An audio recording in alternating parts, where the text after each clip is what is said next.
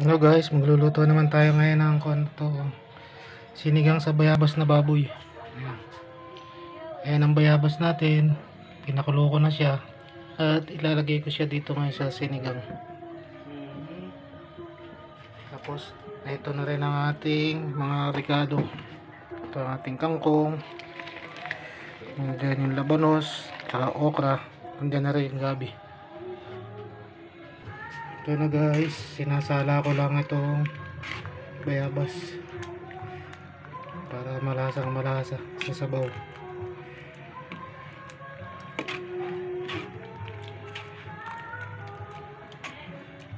Ayan ang ating purong bayabas. Purong bayabas ang binili ko. Galing akong palengke, yan ang nabili ko. Puro. Mura lang naman, benching ko lang naman isang plastic. Ito na guys, kumukulo na siya, malambot na ang karne niya. Lagayin natin itong okra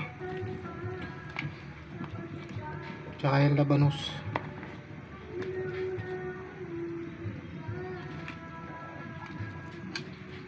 Ayan.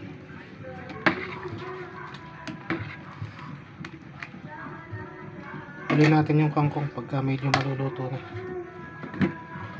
Takpala huli natin. Ayan, okay na guys. Lalagay na natin ang kangkong. Ayan guys, sarap niyan.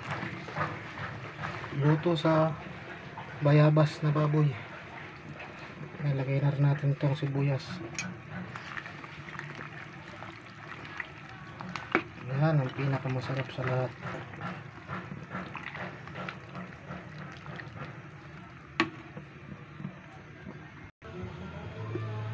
Ayan na guys, luto na ang ating sinigang sa bayabas.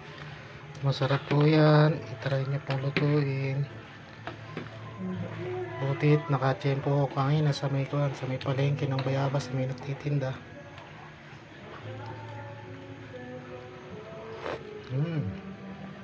Ayan guys, luto na siya.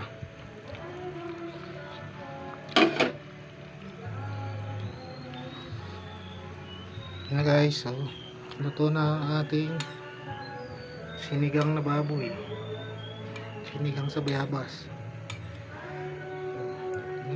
Kaya na, sarap,